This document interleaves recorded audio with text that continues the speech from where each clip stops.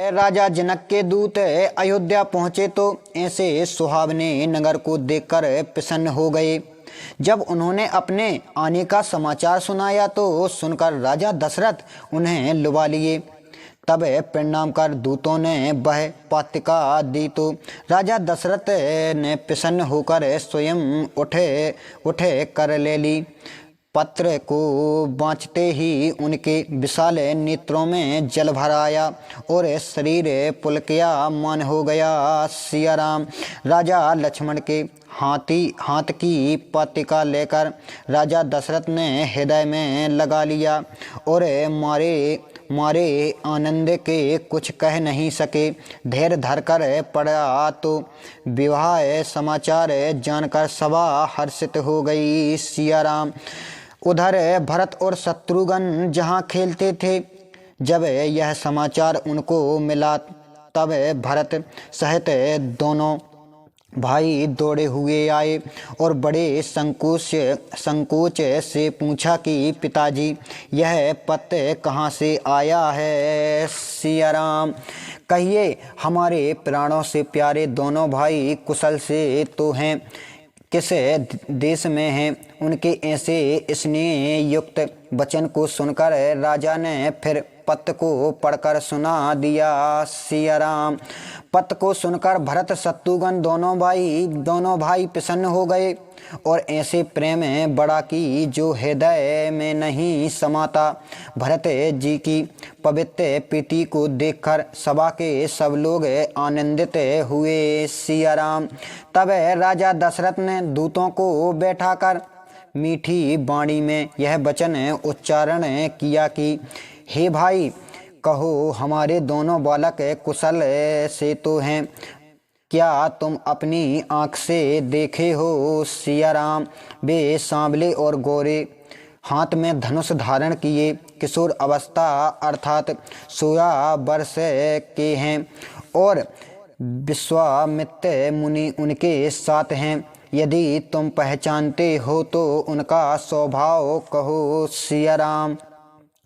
जिस दिन से मुनि जी लेवा ले गए, तब से आज ही सच्चा समाचार पाया है। कहो राजा, कहो राजा, कहो राजा। जनक ने उन्हें किस प्रकार पहचाना? ऐसी मीठी बात सुनकर दूत मुस्कुराने लगे। सिया राम। फिर बोले, हे राजाओं के मुकुट मणि, सुनिए, आपसे बढ़कर भाग्यशाली आज कोई नहीं है कि जिसके संसार के आलंगड़ कार्य रूप राम लक्ष्मण ऐसे वे दोनों पुत्र हैं। सिया राम। तुम्हारे पुत्र पूछने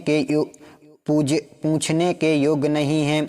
वे मनुष्यों में सहरूप और तीनों लोकों में प्रकाश करने वाले हैं, जिनकी कीर्ति और प्रभाव के आगे चंद्रमा मालिन और सूर्य शीतल लगते हैं। सिया राम।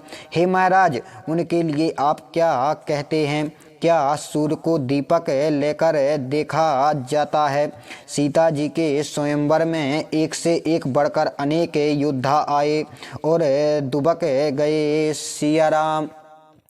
परंतु श्री महादेव जी के धनुष को कोई भी टाल न सका और सभी वीर योद्धा हार गए।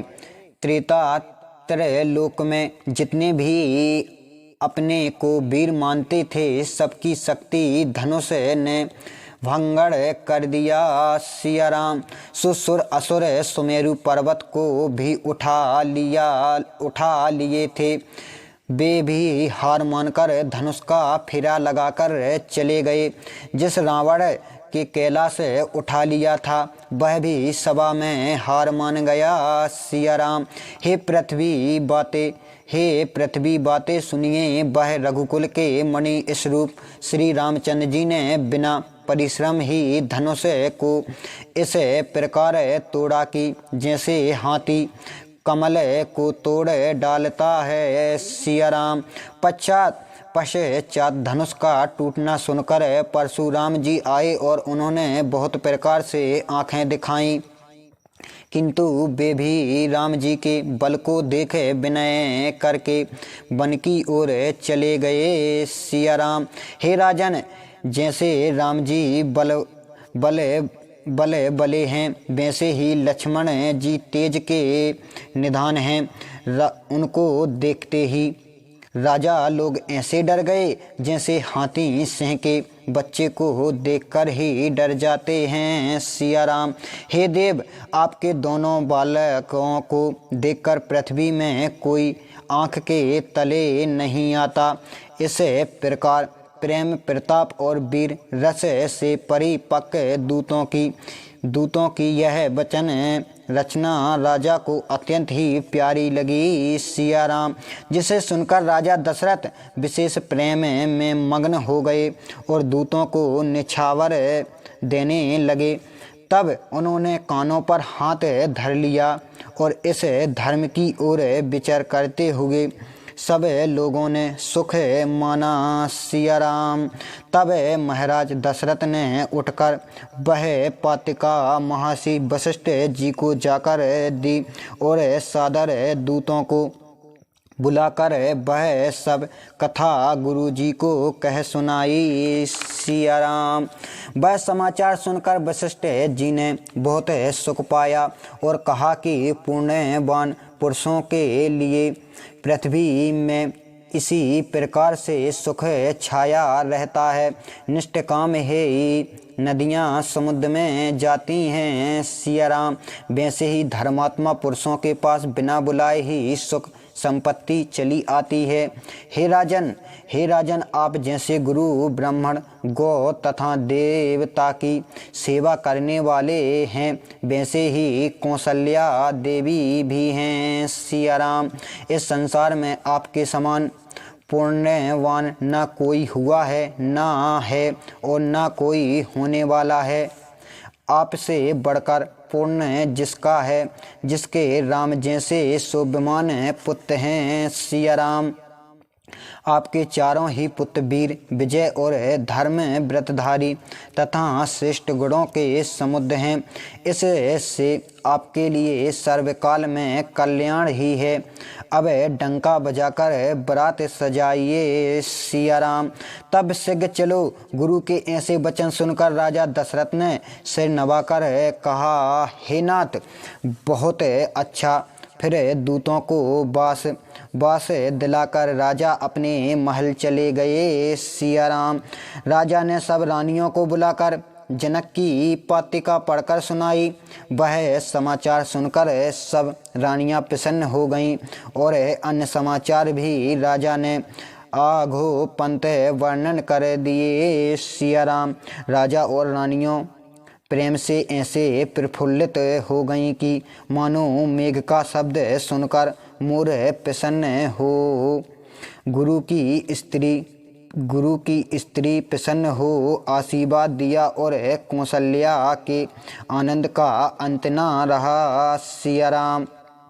उस अत्यंत प्यारी पातिका को लोग एक दूसरे से लेते हैं और हृदय से लगाकर छाती ठंडी करते हैं। दशरथ जी बारंबार राम लक्ष्मण की कीर्ति करनी का बखान करते हैं। सिया राम। यह सब कुछ मुनि जी का प्रसाद है। यह कह राजा दशरथ द्वार पर चले गए।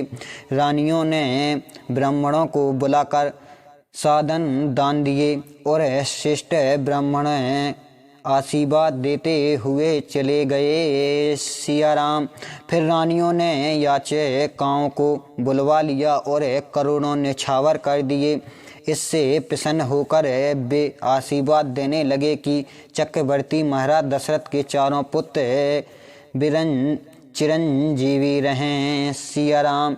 इस प्रकार करते हुए वे अनेक प्रकार से वस्त्र पहने चले जाते थे और जोर जोर से डंका बाज रहे थे। यह समाचार पाकर अयोध्यापुरी के प्रत्येक घर में बधाइयाँ होने लगीं। सिया राम। 14 लोक में आनंदित भर गया कि सीता राम जी का विवाह है। उस मंगल को सुनकर लोग विशेष प्रेम के बस हो गए और अपने घर मार्ग तथा गलियों को सजाने लगे। सिया राम। यद्यपि राम जी की पूरी अयोध्या सर्वदा मंगलमय, पवित्र और सुहावनी है, तथापि प्रीति की सुहावनी रीति के अनुसार लोगों ने उस मंगलिक रचना को बहुत ही रचकर बनाया था। सिया राम।